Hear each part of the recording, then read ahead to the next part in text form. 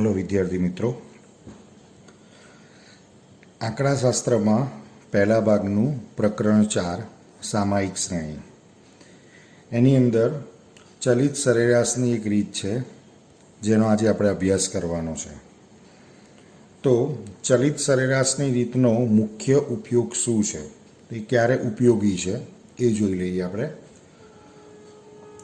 ज्यारे टूंका गाळानी વધઘટોની असर दूर करीने वलणोनी किंमत नक्की करवानी होय त्यारे चलित सरेराशनी जे पद्धति है खूब ज उपयोगी है। हवे आनी अंदरथी आपणे चलित सरेराशनी पद्धतिना आपणे दाखला जोवाना छे। तो एमां पाठ्यपुस्तक में पेज नंबर 177 पर स्वाध्याय 4.3 एनो पहलो दाखलो आपणे जोईए। स्वाध्याय 4.3 एनो दाखला नंबर 1।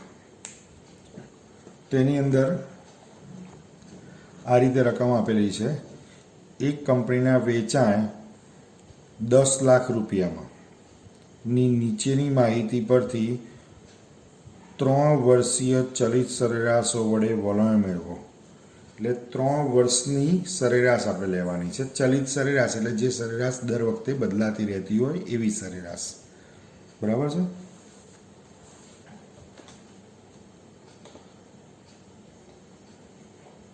ત્રણ વર્ષીય અથવા વર્ષની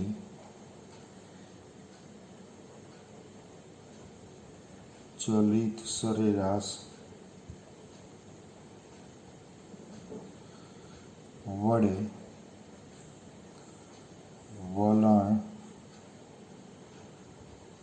मेळवो आवो प्रश्न है। हवे आपणे जे माहिती आपेली छे ए माहितीमां वर्ष आप्या छे अने वेचाण आपेलुं छे।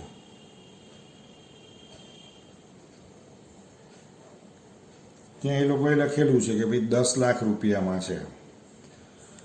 હવે વર્ષ આપ્યા છે અને વેચાણ આપેલું છે, તો આપણે વર્ષને સમય તરીકે દર્શાવી શકીએ, અલગથી દર્શાવવું હોય તો। અને વેચાણ એટલે ચલની કિંમત છે એને વાય કહેવાય અથવા વાય ટી કહી શકાય, વાય અથવા વાય ટી કહી શકાય, બરાબર। હવે रकम में वर्ष जे आप्या छे वर्ष 2006 थी 2015 सुधीना छे। तो वर्ष 2006, 2007, 2008, 9,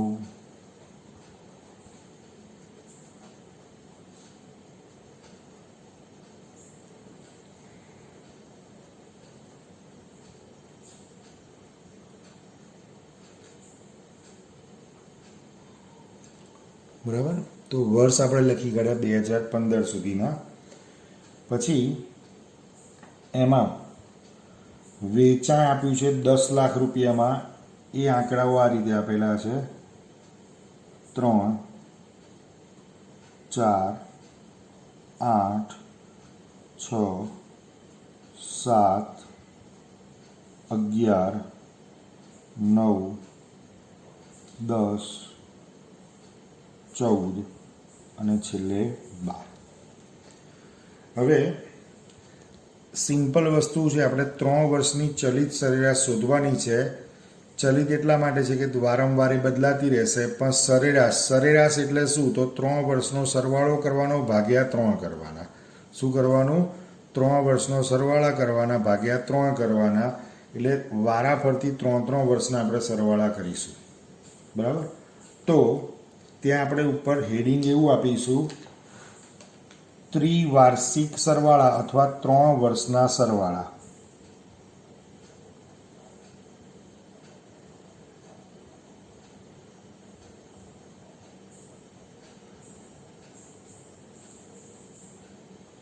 ત્રણ વર્ષના ચલિત સરવાળા। હવે બહુ જ અગત્યની વસ્તુ છે, સમજો તમે। आ पहलू वर्ष है, बीजू वर्ष है, तीजू वर्ष है।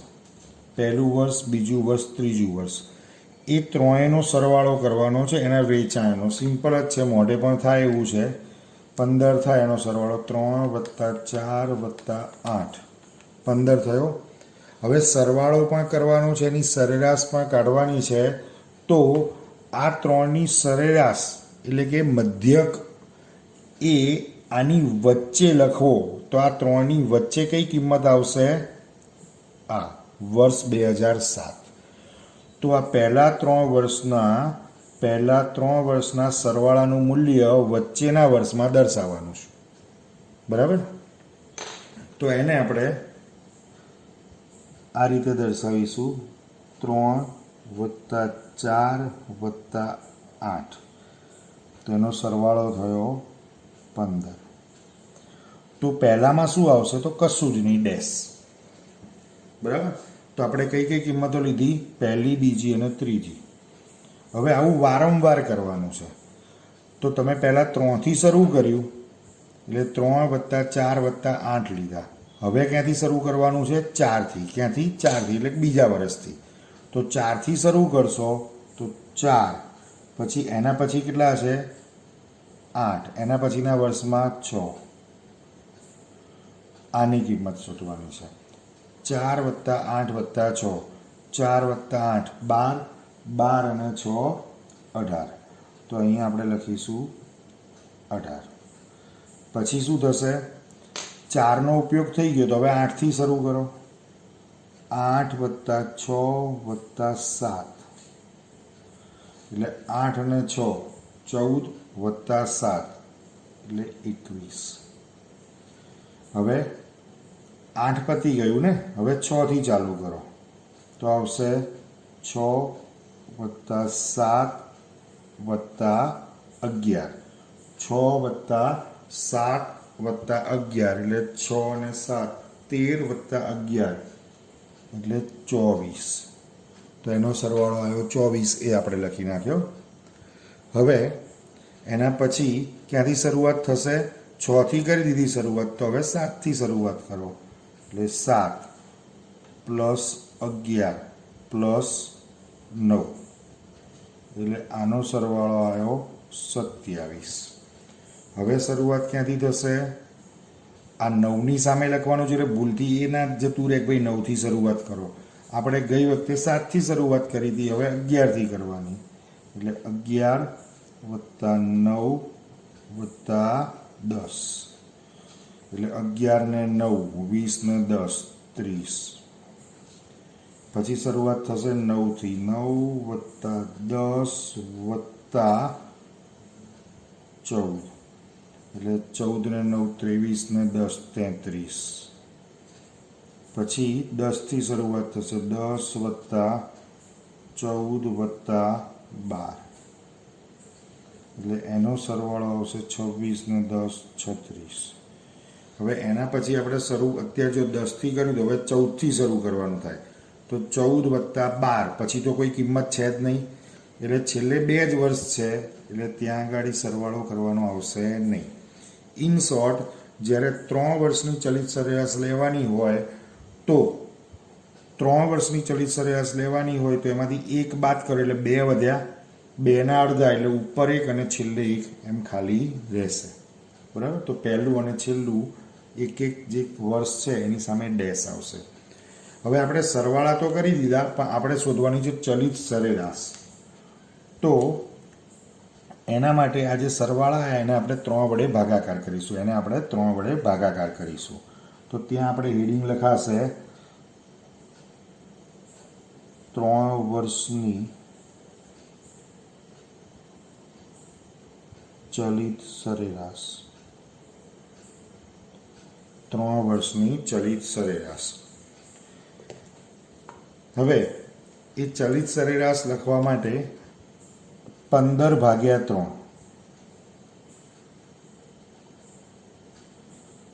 એટલે 5.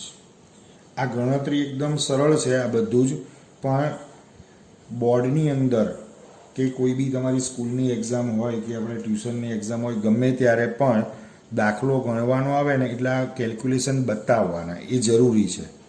બરાબર? નહીં તો એના માર્ક્સ કપાતા હોય છે. એટલે આ 15/3 આપણને ખબર જ હોય 5 પાઈને આ રીતે બતાવવું પડશે. 18/3 એ 6, 21/3 7, 24/3 8, 27/3 એટલે 9, 30/3 એટલે 10, 33/3 એટલે 11 અને 36/3 એટલે 12 અને છેલ્લે ડેશ, અહીંયા પહેલામાં પણ ડેશ. બરાબર. તો આ રીતે તમારે ગણવાનું હોય છે. બરાબર. ઓકે. હવે દાખલા નંબર 3. બીજો દાખલો જે છે આપણે પછી કરવાનો છે, કારણ કે એમાં 4 વર્ષની ચલિત સરેરાશ છે. એની રીત થોડીક જુદી છે. એક વેપારીના જુદા જુદા વર્ષના નફા ₹1,00,000 ની નીચે આપેલ માહિતી પરથી 5 વર્ષીય ચલિત સરેરાશનો ઉપયોગ કરી વલણ શોધો. બરાબર. હવે આપણે જે ચલિત સરેરાશ શોધીએ ને એને જ વલણ કહેવાય. એટલે આ 3 વર્ષની ચલિત સરેરાશ છે તો એને આપણે શું કહી શકીએ? વલણ કહી શકીએ. હવે જો 3 વર્ષનું હોય, 5 વર્ષનું હોય, 7 વર્ષનું હોય તો એ બધાની સિસ્ટમ સરખી છે, બધાની રીત સરખી છે. બરાબર. આમાં 3 ના કર્યા, હવે 5 વર્ષના કરવાના થશે. બરાબર. તો 4 વર્ષના જે કરવાના આવશે ને એની આખી રીત જુદી હોય છે, એ આપણે પછી કરવાનું છે. તો અત્યારે હાલ આપણે દાખલા નંબર 3 સ્વાધ્યાય 4.3 દાખલા નંબર 3. પ્રશ્નમાં શું કીધેલું છે? 5 વર્ષની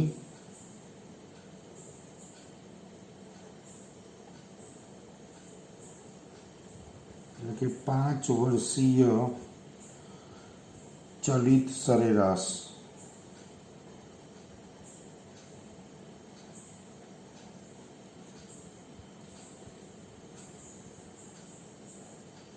નો ઉપયોગ કરી વલણ શોધો. વલણ શોધો.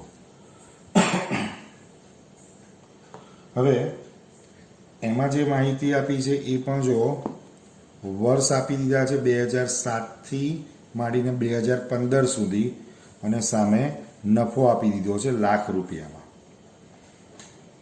બરાબર. તો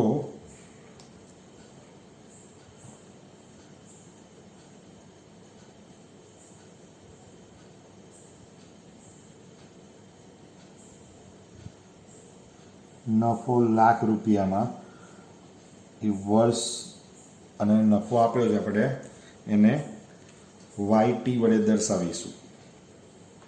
હવે આની અંદર બીજું એક આપણી જોડે ઓપ્શન છે, જો કે એ ના લખો તો પણ ચાલે.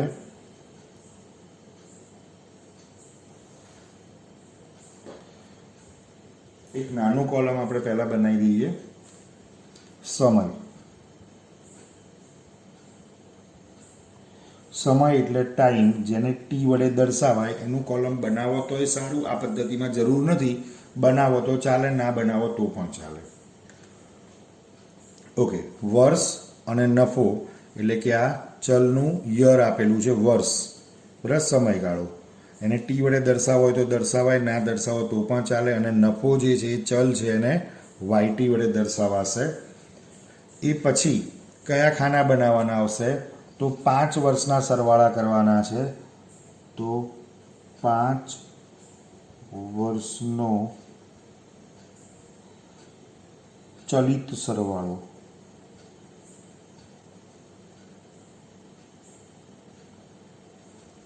અને પછી 5 વર્ષની ચલિત સરેરાશ.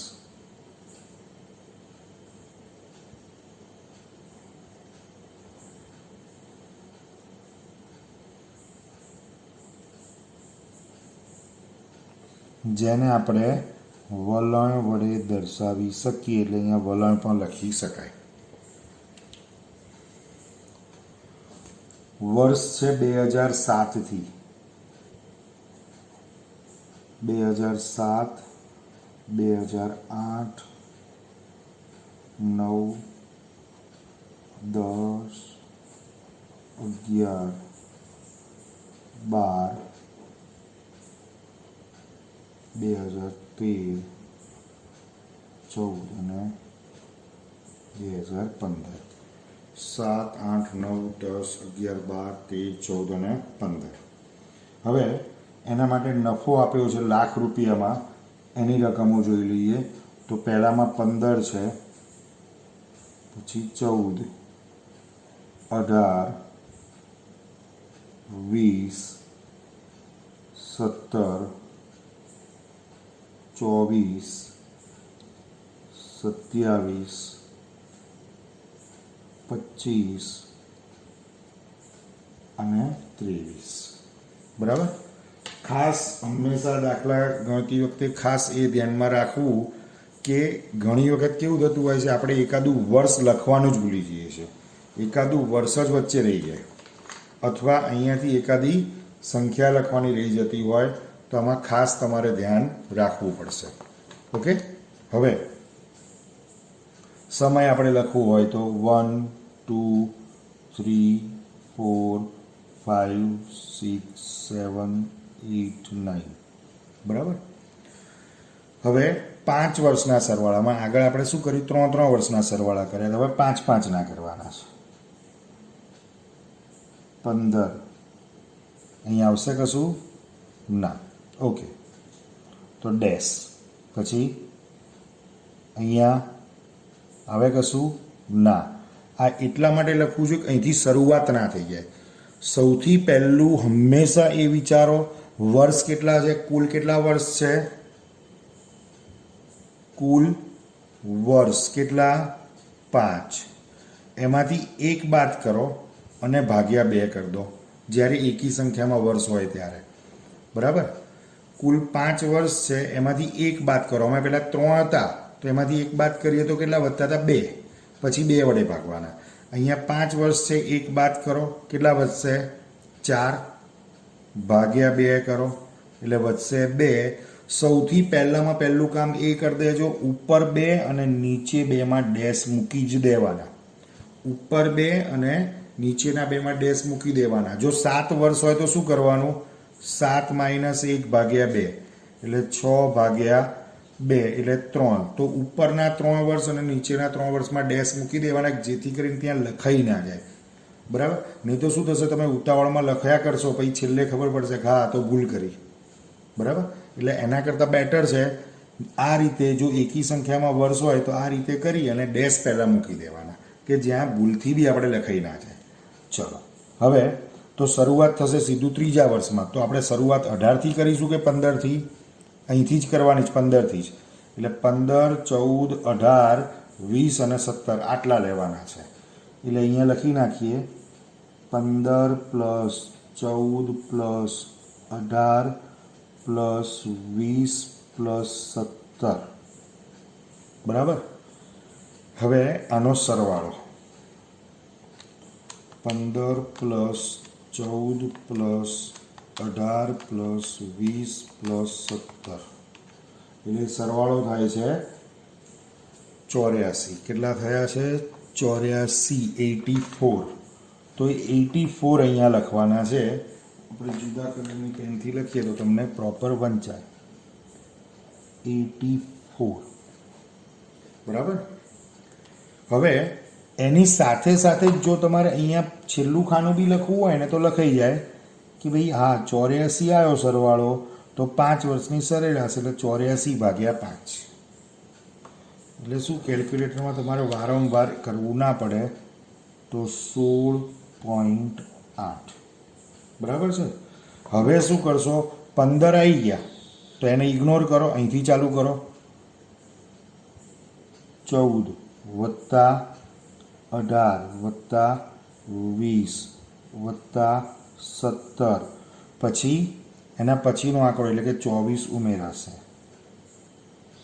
બોલો.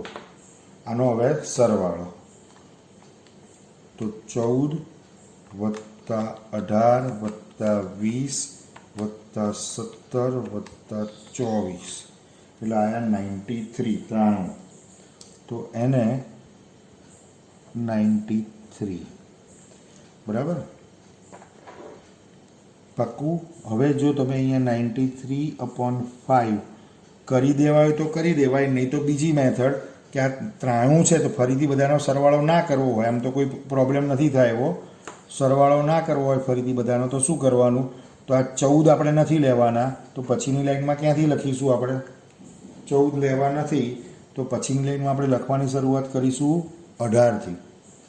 એટલે 18 પ્લસ 20 પ્લસ 17 પ્લસ 24 પ્લસ 24 પછી 27 લેવાના થશે એટલે 27. હવે પહેલાં ટોટલ કેટલું હતું, 93 હતું, એમાંથી 14 નથી લેવાના એટલે 93 માઇનસ 14 કરી દો, અને 27 લેવાના આવ્યા ને વધારાના એટલે 27 પ્લસ કરી દો તો પણ ચાલે બરાબર. એટલે ટોટલ આવે છે 106. તો અહીંયા આપણે લખ્યા 106, તો પછી 106/5 જે આવે અહીંયા લખવાના થાય બરાબર છે. ઓકે, હવે એના પછી 18થી શરૂ કરી દો, હવે 20થી શરૂ કરીશું તો 20 પ્લસ 17 પ્લસ 24 પ્લસ 27 પ્લસ 27 પછી કેટલા લેવાના આવશે 25, તો એ 25 અંદર એડ કરી દઈએ એટલે ટોટલ આ 106 છે એમાંથી શું ઉડી ગયું 18, આમાં નથી લીધા ને 18 એટલે 106 છે માઇનસ 18 કરો પ્લસ 25 નવા આવ્યા વધારાના તો 25 કરી દો એટલે ટોટલ આવ્યું 113, ટોટલ આવ્યું 113. હવે અહીંયા આપણે કરવાના 113/5 બરાબર. અને જો કદાચ તમને એમ થાય કે ના મારે તો બધા સરવાળા કરવા જ છે તો બી કોઈ ઇસ્યુ નથી, તો પણ જો આ રીતે 20 પ્લસ 17 પ્લસ 24 પ્લસ 27 પ્લસ 25 એટલે તમે કોઈ પણ રીતે કરો, ભૂલ ના પડવી જોઈએ, ધ્યાન રાખવાનું. હવે છેલ્લું વાળું હા, તો 20થી ચાલુ કર્યું હતું, જો તમારે અહીંયા લખવાનું છે તો આની ટોટલ 5 લેવાના એટલે એ સંખ્યા ઉપરના બે નીચેના બે તો કયા આવશે, આ 17 24 27 25 અને 23, અથવા આ 20 હતા એ કાઢી નાખવાના છે એટલે 17 પ્લસ 24 પ્લસ 27 પ્લસ 25 પ્લસ 23. હવે એનો સરવાળો બરાબર આપણે જે રીતે હમણાં કર્યું એ રીતે પણ ચાલશે. શોર્ટકટથી 113 છે એમાંથી કેટલા કાઢ્યા 20 કાઢ્યા અને 23 ઉમેરીએ એટલે 3નો ફરક પડે, 3 ઉમેરવાનું થાય એટલે સરવાળો આવે 116 બરાબર. 113 છે માઇનસ 20 પ્લસ 23 એટલે 116, નહીં તો પછી આ રીત તો છે જ 17 પ્લસ 24 પ્લસ 27 પ્લસ 25 પ્લસ 23 બરાબર. તો 116 આવ્યો સરવાળો અને 116/5 છેલ્લા બેમાં ડેશ, અહીંયા પહેલા બેમાં ડેશ. આ બહુ અગત્યની વસ્તુ છે. જો ડેશ કરવાનો લોચો પડ્યો તો છેલ્લે તમને ખબર પડે કે હા અહીંયા તો કશું આવતું જ નથી, કારણ કે જો પછી તો તમે અહીંયા આવશો ને તો 24 27 આ બધી કિંમતો તો પાછળ તો છે જ નહીં, તમે પહોંચ્યા હશો આટલી સુધી છે. ઓકે સારું. હવે 84/5 આપણે કર્યા હતા, 93/5 એટલે આવ્યા 18.6, 106/5 એટલે 21.2, 113/5 એટલે 22.6, 116 છે /5 બરાબર 23.2. આ જવાબ તમારો. ઓકે, હવે આની અંદર 4 વર્ષની જે ચલિત સરેરાશ આવે શોધવાની કે 6 વર્ષની આવે એ બહુ જ આનાથી અલગ છે. થોડુંક એકાદ ખાનું વધારે આવે અને સિસ્ટમ આખી બદલાઈ જતી હોય છે. એટલે એ આપણે નેક્સ્ટ વિડીયોમાં જોઈશું. આવો દાખલો 3 માર્ક અથવા 5 માર્કમાં પૂછાઈ શકે. બરાબર, એની શક્યતા રહેલી હોય છે. Okay, thank you.